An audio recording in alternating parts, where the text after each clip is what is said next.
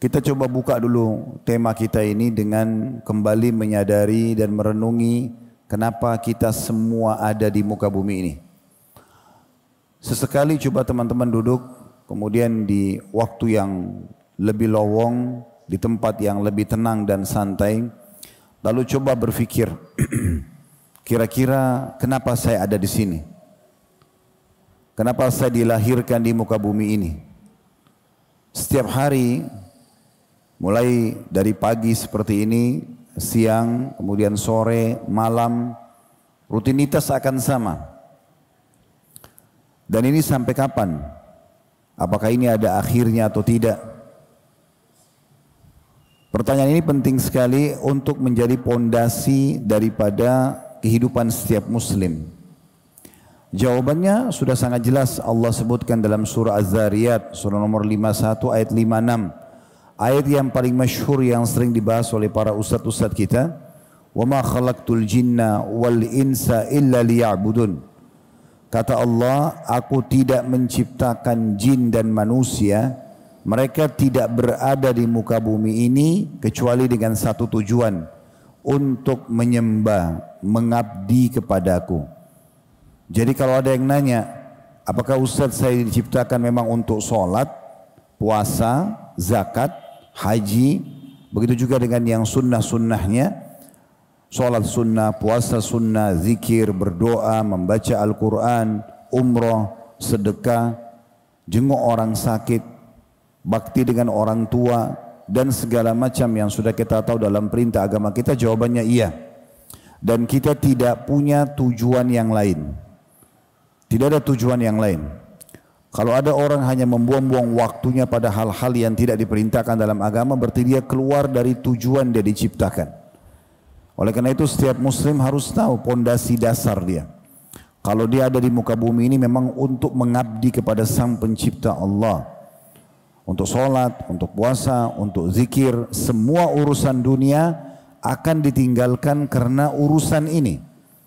Lagi berniaga, lagi berinteraksi dengan sama manusia, lagi aktivitas apapun urusan dunia, kalau sudah ada kumandan panggilan dari Allah Subhanahu wa taala, maka kita akan meninggalkan semua aktivitas tersebut.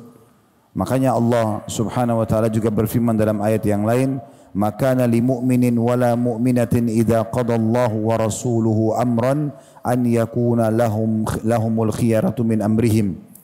Tidak layak orang yang mengaku sebagai mukmin laki-laki dan mukminah perempuan kalau Allah dan Rasulnya sudah menentukan sebuah perkara, maka mereka masih punya pilihan yang lain. Menjadi hamba-hamba Allah yang baik, kalau istilah agama kita laki-laki saleh dan perempuan salehah adalah sebuah kenikmatan yang sangat luar biasa. Karena orang yang saleh dan salehah itu punya hak untuk menikmati apapun yang dihalalkan, dan mereka hanya meninggalkan sebagian kecil yang Allah haramkan sebagai ujian saja. Tubuh kita butuh nutrisi. Kita butuh protein dari daging misalnya. Allah Subhanahu wa taala tidak mengharamkan daging buat kita. Tapi ada sebagian kecil yang Allah haramkan saja sebagai bentuk ujian. Sering kami sampaikan di pengajian, kalau Allah telah mengharamkan babi buat kita misalnya, padahal daging itu ada proteinnya yang dibutuhkan oleh tubuh. Tapi ini sebagai ujian. Lalu Allah berikan kepada kita gantinya sapi, kambing, ayam, kelinci, semua hewan air halal. Jadi adanya yang haram hanya sebagai ujian saja. Apakah hamba ini betul-betul mempertahankan imannya atau tidak. Tetapi kita disiapkan fasilitas yang sangat banyak. Andai saja orang-orang beriman itu Allah ciptakan secara alami, tubuh mereka membutuhkan daging atau protein dari daging, kemudian semua daging diharamkan, mungkin pada saat itu ya, orang wajar melanggar karena tubuhnya butuh daging, tapi semuanya diharamkan misalnya. Begitu juga kita bisa fahami dari minuman, Allah haramkan khamr sebagai ujian.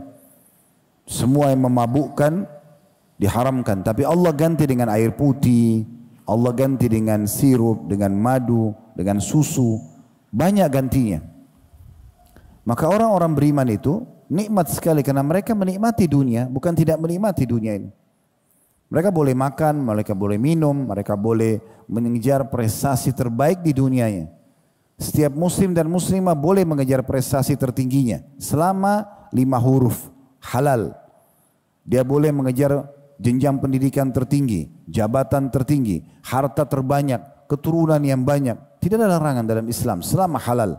Dan kita tinggal meninggalkan 5 huruf yang lain, yaitu haram. Tinggal ini saja, dan haram tadi sudah saya bahasakan adalah sesuatu yang sangat sedikit, hanya sebagai ujian saja. Begitu juga kita butuh untuk populasi manusia, butuh biologis. Setiap laki-laki yang hadir di sini, Allah berikan amanah sperma, kemudian perempuan memiliki sel telur yang nanti kalau bertemu keduanya akan menjadi manusia. Dan manusia harus ada populasinya. Oleh karena itu Allah berikan rasa suka satu sama yang lain. Tapi Allah ajarkan caranya. Cara yang benar menikah. Cara yang salah zina. Dan subhanallah Allah sudah berikan pernikahan itu semuanya penuh dengan kebahagiaan. Semua orang yang baru menyelesaikan akad nikah dia akan merasa bahagia, tentram, dihormati oleh orang-orang. Ya. Kemudian dia melampiaskan biologis dengan cara yang benar. Kalau orang mau zina, maka dimulai dengan ketakutan, kekhawatiran. Dan kalau yang nikah hamil, perempuannya misalnya, maka dua-duanya bahagia, keluarganya bahagia, namanya pun harum, anaknya yang lahir jelas statusnya, nasabnya jelas. Kalau zina, kalau hamil, dua-duanya malu, keluarganya malu, anak yang lahir dikenal dengan anak zina, tidak jelas statusnya. Tidak ada warisan bagi anak zina, tidak ada penisbatan nama kepada pemilik sperma. Jadi Islam sudah datang. Bukan tidak boleh pacaran, tapi pacaran setelah menikah. Safar berdua, masuk hotel berdua, menikmati sampai punya anak sekian banyak pun tidak ada larangan. Oleh karena itu, menjadi hamba-hamba Allah yang beriman, yang patuh kepada Allah dan kembali kepada rel yang benar, pondasi awal dia diciptakan untuk mengabdi kepada Allah adalah kebahagiaan. Semua hidupnya tertata dengan rapi. Dia dianjurkan untuk memberikan hak Tuhannya, dianjurkan untuk memberikan hak makhluk. Dua-duanya berimbang. Semua hidupnya terkontrol. Sampai hari ini, saya dapat informasi terakhir dari teman-teman kita di sana di Jepang. Sebagian masyarakat Jepang kalau masuk ke supermarket mencari kalau daging-daging kaleng yang ada label halalnya. Kenapa mereka cari itu? Karena mereka berprinsip bahwasanya kalau ada label halalnya berarti itu lebih sehat. Islam sudah mengajarkan kita untuk itu. Orang-orang non-muslim banyak yang suka dengan apa yang umat Islam jadikan sebagai pegangan hidup mereka. Saya pernah diundang di Jawa Tengah pada saat itu, tepatnya di kota Pekalongan, ceramah. Kemudian kami nginap di salah satu hotel syariah. Subhanallah, di lift saya kebetulan lagi naik mau menuju ke kamar, ada orang-orang non-muslim kelihatan nginap di hotel syariah itu. Kemudian saya sempat tanya pemilik hotelnya, apa antum pernah di sini ada kunjungan tamu orang-orang non-muslim? Ada, banyak bahkan. Terus pernah nggak antum tanya, kenapa mereka memilih hotel syariah? Kan banyak hotel-hotel umum. Maka jawaban mereka secara fitrah, secara alami, orang-orang ini mengatakan kami lebih suka di sini karena keluarga kami lebih aman. Tidak ada minuman keras, tidak ada perempuan-perempuan nakal. Itu bahasa orang non-muslim dan mereka masuk ke hotel-hotel syariah. Jadi menjadi orang-orang yang saleh dan salihah, orang yang mengenal Tuhannya dan berpegang teguh pada ajaran Allah dan dia nikmati apa yang Allah perintahkan, apa yang Allah halalkan dan dia tinggalkan apa yang Allah haramkan, ini kebahagiaan yang luar biasa. Di dunia kita bisa nikmati makanan, minuman, pakaian, pendapatan, biologis, semuanya yang halal. Di akhirat kita dapat balasan surga yang jauh lebih nikmat lagi daripada semua itu. Jadi ini poin dulu yang kita ingin sampaikan. Sekarang tinggal yang kita ingin lengkapi bahasan kita pada kesempatan ini. Setelah membahas pondasi dasar dan tujuan utama kita ada di muka bumi ini, bagaimana kita istiqamah. bagaimana setiap muslim dan muslimah berpegang teguh pada ajaran Allah Subhanahu wa taala dan tidak berubah sampai mereka menemui ajal. Garis bawahi saudaraku seiman, umur kita sangat dibatasi. Nabi SAW bahkan bersabda, umur umatku hanya 60 sampai 70 dan sedikit yang melampaui itu. Maksudnya ada yang lebih, tapi umumnya tidak lebih. Memang sudah ada patokan, Nabi Muhammad SAW sendiri meninggal 63 tahun. Abu Bakar pun radhiyallahu anhu meninggal dengan umur itu. Umar pun meninggal dengan umur itu. Tentu ada di antara sahabat seperti Anas bin Malik, Jabir bin Abdullah dan beberapa sahabat Nabi yang lain memang umurnya lebih tua daripada itu. Tapi umumnya orang ada batasan umur. Anggaplah 100 tahun umur kita. Setelah itu apa? Kita akan meninggal dunia. Kalau kita hitung dan kita berpikir saudaraku seiman dari hari ini 100 tahun ke depan. Kita hitung 100 tahun ke depan. Anggaplah yang hadir di sini yang paling muda misalnya ada 15 tahun misalnya anak-anak kita atau misalnya 20 tahun yang hadir. Berarti 100 tahun ke depan umurnya akan 115 atau 120 tahun. Pertanyaannya apakah dia masih hidup nanti? Akan meninggal dunia. Di waktu sekarang ini kalau ada orang umur sampai 100 tahun kita sudah anggap tua sekali. Dan orang tahu dia akan menuju kepada kematian. Oleh karena itu teman-teman sekalian, jangan sia-siakan waktu kita ini. Kita punya tujuan dalam hidup ini. Dan target kita, tujuannya adalah mengabdi kepada Allah. Target kita adalah mendapat yang terbaik di akhirat sana. Dunia ini hanya kita tunggangi untuk menuju ke akhirat sana. Mengejar surga Allah Subhanahu wa taala yang kata Nabi SAW dalam sebuah hadis yang sahih, siapa yang masuk ke dalam surga Allah tidak akan pernah habis masa mudanya, tidak akan pernah kena penyakit dan tidak akan pernah rusak atau lapu bajunya. Juga banyak sekali janji-janji Nabi SAW, diantaranya tidak ada yang meninggal masih bayi ataupun meninggal sudah sangat tua kecuali Allah akan bangkitkan dengan umur 33 tahun di surga. Jadi kalau seandainya ada orang yang meninggal bayi baru 2 hari lahir sudah meninggal, atau ada seorang kakek ataupun nenek meninggal di umur 120 tahun misalnya, nanti kita akan ketemu di akhirat dengan umur 33 tahun. Dan kata Nabi SAW, ahli surga, keperawakan mereka, postur tubuhnya seperti Adam alaihissalam, 60 siku ke langit, 27,5 meter. Dan wajah mereka seperti Yusuf, maksudnya sangat tampan. Wajah kita seperti sama sekarang, cuma penuh dengan ketampanan. Dan juga hati mereka seperti Ayub. Ayub alaihissalam tidak pernah marah, tidak pernah dendam, hatinya bersih. Dan Nabi SAW sudah mengingatkan, sesungguhnya seseorang di antara kalian lebih dekat dengan surganya daripada tali sendalnya sendiri. Dan seseorang di antara kalian lebih dekat dengan nerakanya daripada tali sendalnya atau tali sendal kakinya sendiri.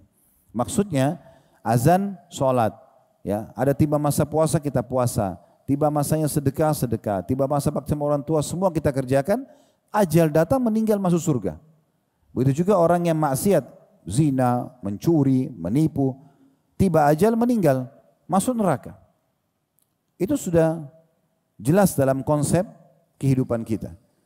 Kalau ada di antara kita yang masih memilah-milah, ini wajib, ini sunnah. Berarti belum istiqamah ini. Belum istiqamah. Orang yang istiqamah adalah orang yang menjaga yang wajib dan juga menjaga yang sunnah. Jadi setiap muslim dan muslimah punya kewajiban dalam dirinya untuk menanamkan, mengejar semua apa yang Allah perintahkan. Jangan pernah bersembunyi di kata-kata yang Anda ucapkan, kan cuman sunnah. Kenapa tidak puasa Senin Kamis? Kan cuman sunnah. Kenapa tidak sholat duha, sholat malam? Kan cuman sunnah. Kenapa tidak zikir pagi petang, baca Quran, berdoa antara azan dan iqamah? Ya, kan cuman sunnah. Ini keliru.